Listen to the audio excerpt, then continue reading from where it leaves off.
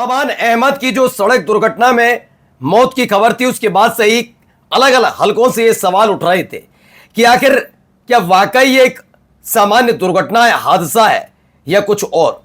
ये कुछ और वाली बात यूं ही नहीं उठी थी, क्योंकि जिस तरीके से एक के बाद एक घटनाक्रम सामने आए हैं और उनकी कड़ियां अगर जोड़ी जाए तो ये साफ पता लगता है कि कैसे ताकत का इस्तेमाल बेजा तरीके से किया जाता रहा है। तो सवाल उठने लाजमी थे। इन सब के बीच एक वीडियो निकलकर सामने आई, बहुत सनसनीखेज वीडियो है। इस वीडियो ने दूध का दूध पानी का पानी कर दिया। इस वीडियो को जरा गौर से देखिएगा। यह अमान अहमद की जो गाड़ी थी उसका यह आखिरी वीडियो है। इसमें क्या हुआ, एक एक सेकंड जरा गौर से देखना होगा। पूरी वीडियो आज आपको दिखाएंगे जिसने हड़कंप मचा दिया है। हालात जैसे पहले लग रहे थे वैसे बनते हुए नजर नहीं आ रहे। लेकिन इसके साथ साथ आज आपको खबर दिखाऊंगा।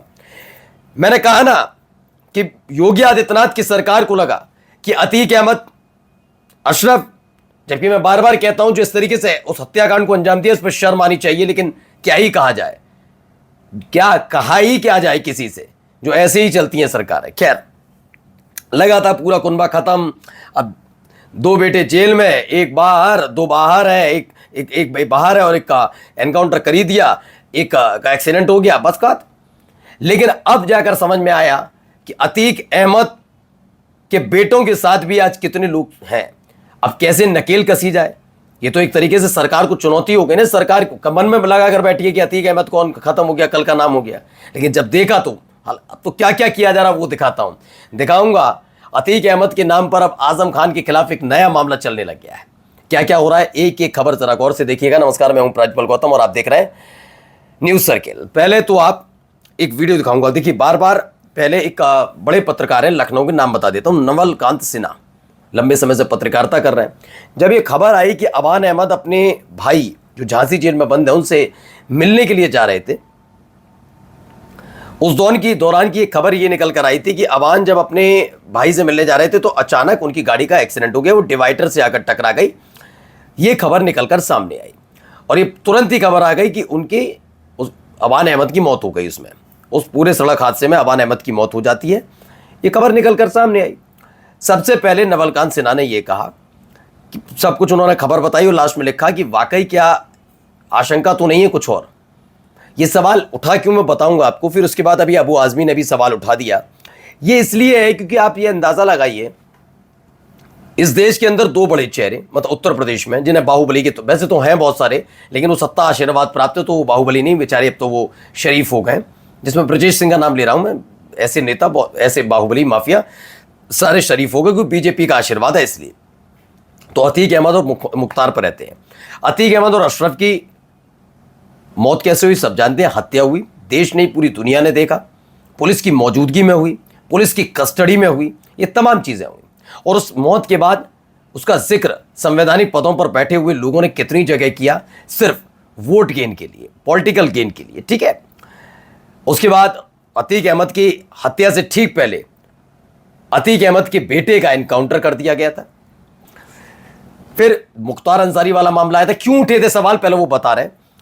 मुख्तार अंसारी ने जेल से चिट्ठी लिखी थी, उनको अस्पताल लाया गया और तुरंत कह दिया गया ठीक ठाक है, और जाते ही जेल में जैसे ही पहुंचे उनका इंतकाल हो जाता है।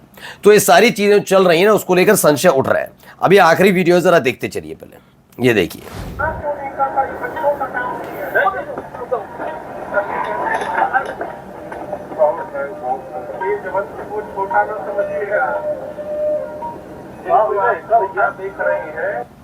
देख रहे हैं आप, ये वो वीडियो बताया जा रहा है कि एक गाड़ी को ओवरटेक किया था, इधर डिवाइडर लगा हुआ था, उससे जाकर गाड़ी टकरा गई। अब सवाल है कि ये, अगर इस वीडियो को जरा आप गौर से देखेंगे, अब एक एक फ्रेम को देखिए। जो यहां पे शुरुआत में एक पिकअप आपको दिखेगी, इसी पिकअप को इन्होंने ओवरटेक किया था। ओवरटेक के बाद ये गाड़ी एक साइड भागती चली जाती। तो ऐसा क्या हुआ था कि एक साइड भागती चली गई, ये एक साइड भागती कैसे चली गई ये गाड़ी, ये एक सवाल है। झांसी में अतीक अहमद के बेटे अमान अहमद की कार एक्सीडेंट का वीडियो सामने आया। रोड किनारे डिवाइडर से टकराकर कार बेकाबू हो गई और हवा में उछल गई। ये मामला निकल कर आया। अब ये लंबा बड़ा सवाल तो है। अब जब देखा कि अमान अहमद की जनाजे में जब तीनों भाई पहुंचे तो बेतहाशा भीड़ जुटी थी। इसे देखकर कुलबुलाहट और बौखलाहट तो कहीं ना कहीं रही होगी पॉलिटिकल पार्टी जो दिन रात ये कहते हैं कि माफिया मिट्टी में मिला दिए, ये कर दिया वो कर दिया। तो अब देखिए इसमें लेकर अतीक अहमद के बेटे उमर के बाद अब अली अहमद के काफिले को लेकर बवाल हो रहा है। पीछे चल रहे 21 वाहनों के खिलाफ मामला दर्ज कर लिया गया। मतलब सारे मामले दर्ज हो रहे हैं कि वहां ये गाड़ी चल रही थी इसलिए, वहां चल रही थी इसलिए, यहां पहुंच रहे थे इसलिए, सबके मामले दर्ज किए जा रहे हैं। क्योंकि वो कस्टडी में थे, उनके पीछे गाड़ियां नहीं चल सकती थी। ठीक है, बात सही है। लेकिन आपको याद है मुख्तार अंसारी को लाया जा रहा था, अतीक अहमद को लाया जा रहा था। मैं चैनल में था भाई, मैं खुद बता रहा हूं, हमारे रिपोर्टर्स फॉलो करते थे पुलिस की गाड़ियों को। कितनों के खिलाफ केस दर्ज हुआ, कितनों को नोटिस भेजा गया, क्या पुलिस की गाड़ी का पीछे कैसे कर सकते हैं। सबने देखा, पूरे देश ने देखा था। याद है जब अतीक अहमद को गुजरात की साबरमती जेल से लाया जा रहा था प्रयागराज के लिए, बरेली से अशरफ को लाया जा रहा था, उनके पीछे पीछे गाड़ी चल रही है।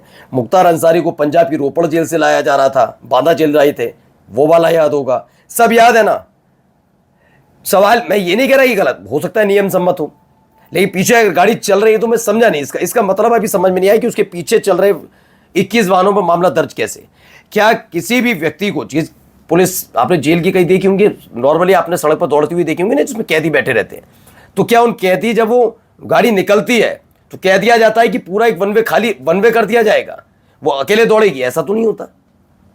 तो ये पीछे चल रहे वाहन अली अहमद के काफिले के थे, कैसे पता? अतीक अहमद के उमर के काफिले के, अतीक अहमद के बेटे उमर की गाड़ी के पीछे चल रहे थे, वो वही थे। ये सारा का सारा ये है कि इनके जो इर्द गिर्द वाले लोग हैं, इन्हें इतना डरा धमका दिया जाए कि अगली बार अगर अली अहमद या उमर जेल से बाहर आए, कभी भी आए, तो भीड़ नहीं दिखे, या जेल से छोड़िए जो भी अब जिस तरह चल रहा माहौल, उसमें तो कुछ कहा ही नहीं जा सकता। अब आते एक तीसरे मामले पर। अब 20 साल पुराने केस में फंसे आजम खान। मैं तो भाई योगी आदित्यनाथ के लिए तो मैंने कही, भाई कोर्ट ने टिप्पणी कर दी है तो मैं ही क्या कहूं। कोर्ट ने कह दी जिस तरह के मामले दर्ज किए जा रहे हैं आजम खान के खिलाफ, वो देख के अलग ही अलग पता लगता है कि आपकी मंशा कहीं ये नहीं तो नहीं है कि वो कभी जेल से बाहर ना निकले। अब अतीक अहमद के नाम पर आजम खान पर वो नया मामले में फंसाया जा रहा है। क्या है, आजम खान 2006 में यूपी के नगर विकास मंत्री थे। प्रयागराज के दरियाबाद मोहल्ले में स्थित पार्क पर अतीक अहमद के करीबियों पर कब्जे का आरोप लगा था। देखिए, रामपुर जेल में बंद चल रहे वरिष्ठ सपा नेता आजम खान अब एक नए मामले में फंस गए। प्रयागराज के दरियाबाद मोहल्ले में पार्क की जमीनों से सटी सड़क पर कब्जा का मामला 20 साल बाद फिर से चर्चा में आ गया। सीएम योगी आदित्यनाथ के आदेश पर पूरे मामले की जांच के लिए एसआईटी गठित की गई है। इस एसआईटी में एडीएम सिटी सत्यम कुमार मिश्र, पीडीए सचिव विनीत कुमार सिंह और डीसीपी सिटी मनीष चांडली शामिल है। कब्जे वाली प्रॉपर्टी की कीमत 4 करोड़ रुपए बताई जा रही है। अब एक नया मामला, भाई अतीक वाला चलेगा, उससे जोड़ेंगे, माफिया से नाम आजम खान का जोड़ा जाएगा, तभी तो कुछ भला होगा, है ना। अब तक तो कैसे कैसे मामले जोड़े, फजीयत कराई चुके हैं ये लोग। नमस्कार।